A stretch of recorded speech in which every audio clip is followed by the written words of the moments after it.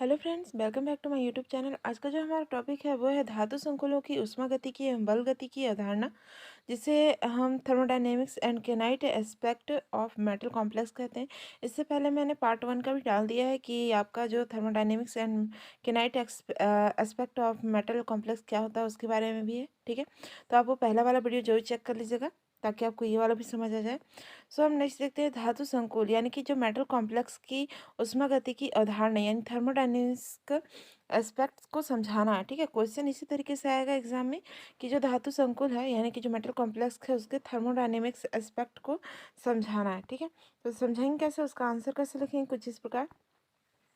तो केंद्रीय धातु आयन यानी सेंट्रल मेटल आयन, इस बारे में मैंने बता दिया था कि आपका क्या होता है, बीच में सेंट्रल मेटल होता है और उसमें क्या लगे रहते हैं, लिगेंड लगे रहते हैं। मैंने पिछली वीडियो में भी यही चीज़ समझाया है। और ये लिगेंड क्या होते हैं, सेंट्रल मेटल के चारों ओर उपस्थित होते हैं। ठीक है, और उससे जुड़े रहते हैं। पिछले वाले वीडियो में मैंने बताया था कि ये जो लिगेंड होते हैं दूसरे से रिलेशन स्थापित करने की कोशिश करते हैं, दुनियादारी। तो वो सारी चीज़ें मैंने ऑलरेडी अपने पहले वीडियो में बता दिया, तो मैं दोबारा एक्सप्लेन नहीं करूँगी, टाइम वेस्ट होगा। ठीक है, तो हम आगे के नोट को देखते हैं। तो सेंट्रल मेटल एंड लिगेंड पहचान गए आप, तथा लिगेंड्स इसमें क्या है, सेंट्रल मेटल आयन जो होता है लिगेंड संयुक्त होकर, यानी कि वो क्या होता है, चारों ओर क्या होते हैं उसमें लिगेंड होते हैं, उससे संयुक्त होकर कोई कॉम्प्लेक्स बनाते हैं। ठीक है, यानी कि जो आपका सेंट्रल मेटल है उसके चारों ओर जो लिगेंड है, ठीक है, वो क्या बनाते हैं, आपस में मिल करके सेंट्रल मेटल से जुड़ करके कॉम्प्लेक्स बनाते हैं। तो किसी कॉम्प्लेक्स के निर्माण में जितनी ऊष्मा उत्सर्जित होती है, अब जाहिर सी बात है ये कॉम्प्लेक्स बनेगा तो क्या होगा, ऊर्जा का निर्माण होगा। ठीक है, थर्मोडायनेमिक्स पढ़ रहे हैं तो जाहिर सी बात है ऊष्मा की बात होगी ही। ठीक है, तो जितनी ऊष्मा उत्सर्जित होती है वह कॉम्प्लेक्स उतना ही अधिक स्थायी होता है, यानी कि उतना ही ज़्यादा क्या होता है, स्टेबल होता है। किसी कॉम्प्लेक्स का यह स्थायित्व क्या कहलाता है, ऊष्मागतिकी का स्थायित्व कहलाता है। आपको समझ आ गया कि ऊष्मागतिकी स्थायित्व क्या है। तो ये एक लाइन नहीं लिखना है और भी लिखना है। मेटल एंड लिगेंड के द्वारा कॉम्प्लेक्स निर्माण अनेक पदों में होता है। माना एम एक मेटल तथा लिगेंड है। ठीक है, मतलब कि एल जो है एक लिगेंड है और एम क्या है, एक मेटल है। इसको संकेत, एम मेटल है, ठीक है, और एल लिगेंड है, यानी कि संकेत के द्वारा हम दर्शा रहे हैं।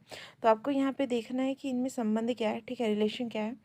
सो दोनों के कंबाइन होने से क्या बनता है, एम एल एन कॉम्प्लेक्स बनता है, यानी कि उनके कंबाइन से एम एल एन कॉम्प्लेक्स बनता है। ये चीज़ मैंने आपको पहले ही बता दिया है, 12th 11th में तो ऑलरेडी पढ़ा है आपने, पर ये रिपीटेड है। ठीक है, सो इसमें क्या होता है, आपका ये एम एल है, एम प्लस एल।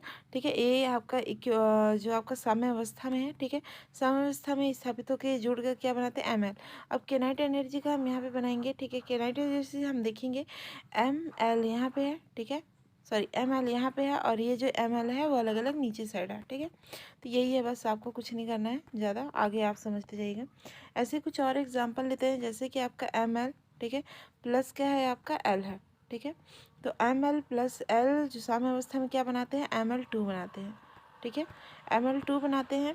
और उसके बाद फिर इसका जो केनाइट एनर्जी है, के टू है, वो क्या है आपका M L two upon M L L होगा। ठीक है, फिर है M L two plus L, वो जो बनाता है एम एल थ्री, के थ्री में आपका होगा। और ये के टू के थ्री किस लिए है, क्योंकि यहाँ पे देख सकते हैं आप, जैसे जैसे नंबर बढ़ेगा वैसे वैसे के का भी नंबर बढ़ेगा। ठीक है, तो इस तरीके से जितना ज़्यादा ये स्थायी होगा उतना ही ज़्यादा ये भी स्थायी होगा।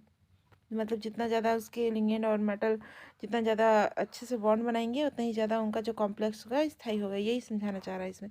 अब इसमें क्या है, रिलेशन देखते हैं। यहाँ के टू के थ्री के एन ये क्या होते हैं, पदीय स्थायित्व नियतांक होते हैं, यानी स्टेबिलिटी कांस्टेंट होते हैं। ठीक है, के का मतलब क्या है, स्टेबिलिटी कांस्टेंट। इनके कांस्टेंट के इसको इस प्रकार से भी लिख सकते हैं, यानी कि इनके जो इनके जो कांस्टेंट है वो इस प्रकार से भी लिख सकते हैं। आप यहाँ कंफ्यूज नहीं होएगा, जो एम एल है, ठीक है, सेम वही प्रोसेस है, लेकिन यहाँ पे आपका क्या है, बीटा है। ठीक है, बीटा एम एल, फिर नीचे भी एम एल। ठीक है, तो यहाँ पे बीटा है। और एक चीज़ है, यहाँ पे हम एम, यहाँ पे टू एल से इसको दर्शाएंगे और ये जुड़ करके क्या बनेगा, M L two. B two यहाँ पे है, ठीक है, यानी बीटा टू, और उसके बाद एम एल टू यहाँ और एम एल, फिर इसके बाद एल में क्या लगेगा, स्क्वायर लगेगा। इसी तरीके से नीचे भी है। ठीक है, जहाँ beta beta beta one, beta two, beta three, beta N समग्र संभावन नियतांक या स्थायित्व नियतांक कहलाते हैं। अतः समग्र स्थायित्व नियतांक तथा पदीय स्थायित्व नियतांक में रिलेशन इस प्रकार होता है। यानी कि जो आपका यहाँ पे बीटा है, ठीक है, बीटा और नियतांक है, इन दोनों के बीच जो संबंध है वो कुछ इस प्रकार है। बीटा एन है, फिर K1 K2 K3 और Kn है। इसी तरीके से निरंतर चलता जाएगा, इसमें कोई रोक टोक नहीं है, ठीक है। किसी कॉम्प्लेक्स का स्थायित्व नियतांक जितना अधिक होगा, कॉम्प्लेक्स उतना ही अधिक स्थायी होगा। पहले ही बताया मैंने, इसका K जितना ज़्यादा क्या होगा, जितना ज़्यादा अधिक होगा उतना ही ज़्यादा कॉम्प्लेक्स क्या होगा, स्टेबल होगा, ठीक है। कॉम्प्लेक्स के निर्माण में मुक्त ऊर्जा परिवर्तन यानी फ्री एनर्जी चेंज कॉम्प्लेक्स की ऊष्मागतिकी स्थायित्व को दर्शाता है। यानी कि जो गिब्स मुक्त ऊर्जा, यानी कि ये आपने सेकेंड ईयर में ऑलरेडी पढ़ा है, तो यहाँ बताने की जरूरत नहीं है कि ये क्या चीज़ है, ठीक है। आपको नहीं पता तो जा करके पढ़ लीजिएगा, मेरे चैनल में अपलोड है गिब्स मुक्त ऊर्जा। सो कॉम्प्लेक्स के निर्माण में मुक्त ऊर्जा जो होते हैं, जो कॉम्प्लेक्स के बनने से जितनी ज़्यादा ऊर्जा मुक्त होती है उसे क्या बोलते हैं, फ्री एनर्जी चेंज कॉम्प्लेक्स की ऊष्मागतिकी स्थायित्व को दर्शाता है। ये चीज़ आपको पता है, ठीक है। तो आगे हम देखेंगे इनमें रिलेशन। सो डेल जी और -RT LN BN है।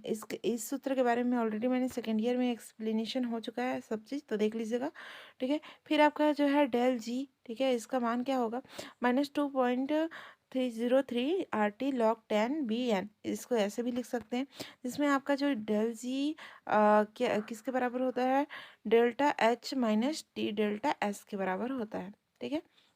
जहाँ पे आपका जो डेल एच है वो एंथैल्पी परिवर्तन को दर्शाता है, टी जो है परमताप को, और डेल एस क्या है, एंट्रोपी परिवर्तन को। अतः आपका रिलेशन कुछ इस तरीके से बनेगा, -2.303 RT log 10 BN बराबर del H minus T del S, ठीक है। या फिर हम इस तरीके से भी लिख सकते हैं, जो आपका टी है वो यहाँ पे आ जाएगा, ठीक है, ज़्यादा कुछ नहीं हो रहा है। सो यहाँ पे हम लिख सकते हैं -2.0303 RT log 10 BN, फिर क्या है आपका del H upon T minus आपका क्या होगा, डेल एस। तो इस तरीके से आप पूरा का पूरा लिख दीजिएगा, तो ये पूरा आंसर कंप्लीट हो जाएगा, इसमें कोई नंबर कटने का भी चांसेस नहीं है। सो आइए फ्रेंड्स, आपको आज का वीडियो पसंद आया होगा, मिलते हैं नेक्स्ट वीडियो में। Thank you for watching.